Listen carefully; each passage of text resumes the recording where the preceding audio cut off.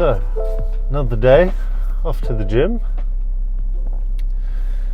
It is a touch after 6, as per usual. And there's cars out of my street, which is unusual. Rush hour around here, obviously.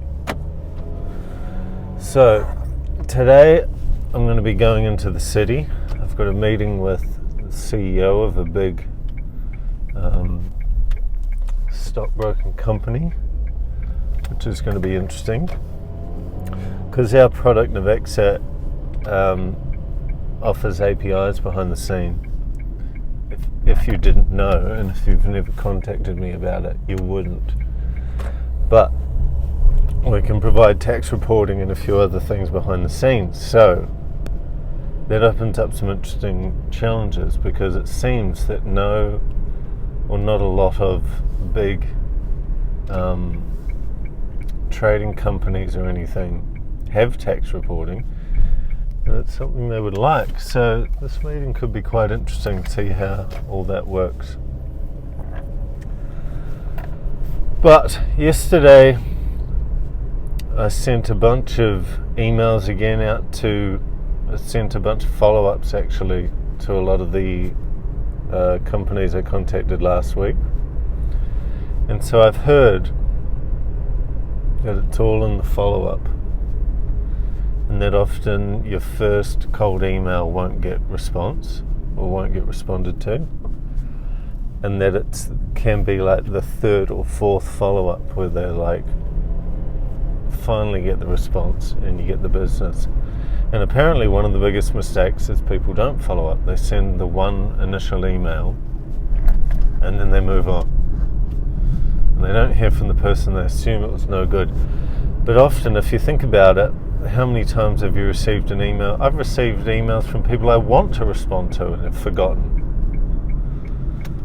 So follow-ups are key, and I'm going to keep doing them and see what the results are. But it's proving quite tricky at the moment. There's so much stuff on. I'm just trying to kind of clear the deck on all the tasks I have on my plate at the moment, and really distill it down to one key set of things. So rather than I got to do some development on a feature over here, I've got to do support over here, then I've got to do some marketing activities here, I want to cut it down to my week is I'm doing marketing activities this week. Because the problem is, and you will have had it before with the context switching of doing multiple tasks, as soon as you start something and then you have to change to something else, and then you come back to the thing you started and you got to get in the zone for 10 minutes, and then something else pops up, so you got to do that other thing, and by the time you muck around going between all these things, you get kind of nothing done across all of it. Whereas if my day is I get up, I sit down, I'm like, today I've got to film a video about this topic, and that's it. All I have to do is sit down, set up the camera, start recording, and I'm not worrying about, but I've got to quickly go and do this thing, and then I've got to quickly jump over and do that thing. And it feels to me counterintuitive a lot of the time, because I'm like, well, why would I just do one thing in the day when I can do this other thing and this other thing as well? Spend 10 minutes doing this other thing. But in actual fact, instead of trying to do 5 little things every day and then trying to get it finished, it's do one thing every day for 5 days. And then you end up getting the 5 things finished really well. But you got to do them in a nice, methodical way, rather than some hectic way with brain overload the whole time, and you kind of half-assing a bit of everything. So that's what I'm trying to get to, and I think that's going to be quite key. or at least I think what I'm going to do is segment my day so it's like, for these 2 hours I'm just doing this, and I can mute notifications. I'm not going to look at whatever else is popping up. There's always a Slack notification pops up and can just derail your next 30 minutes. So I think getting good at going, this 2 hours is this, then for 2 hours I'm doing this, and then for another 2 hours I'm going to do this other thing. And I think splitting up my day that way is going to be a lot better. My days at the moment are quite unstructured. If I've got meetings and stuff, of course they happen when they happen, but the rest of the day it's more like, what should I do right now? I think I should do this. And then I start. And then my stupid brain comes in and goes, oh, but remember there's this other thing we could do. I'm like, oh, that's right. I'll quickly look at that. And then that happens again and again and again. So I'm going to test pre-planning the day. I'm going to even put in the calendar what I'm doing. I think I'll book out slots of myself, meeting of one, and see if that helps. So we're pulling up at the gym. Going to go in, work out the back, and then we'll come back, we'll quickly race home, get ready, and then we'll go to the city. Let's do it.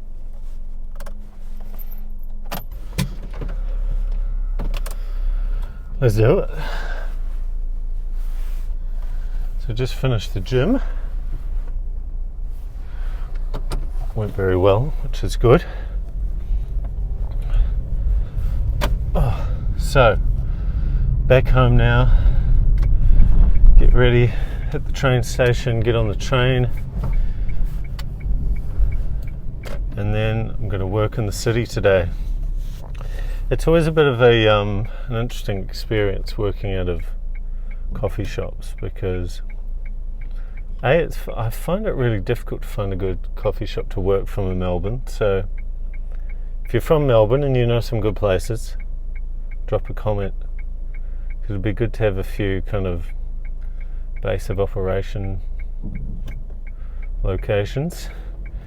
But anyway, I'm going to go in, I'm going to get a spot at one of these cafes, and when I'm going to meet this dude that I'm meeting, and I think it'll give me a good time to focus, because funnily enough, one of the I've got this massive ultra wide monitor, and I've always had multiple monitors. Before I had that, I had 3 monitors.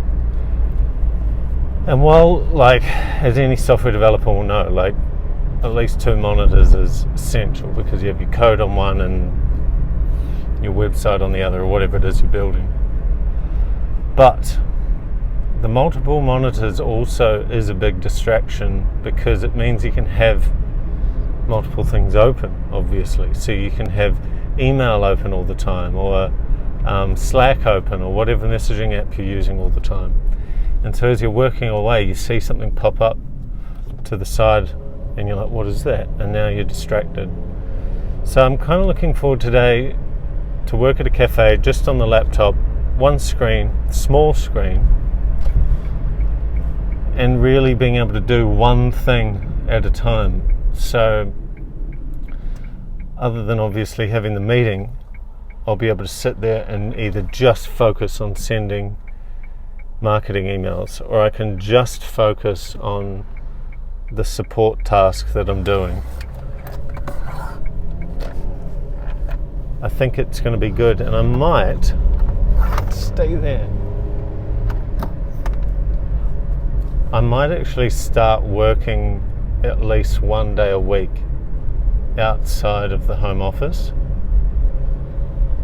Just basically find a coffee shop location somewhere, hit that up for the day, get some focused work in, no distractions, ton of lattes. I think it'll be good.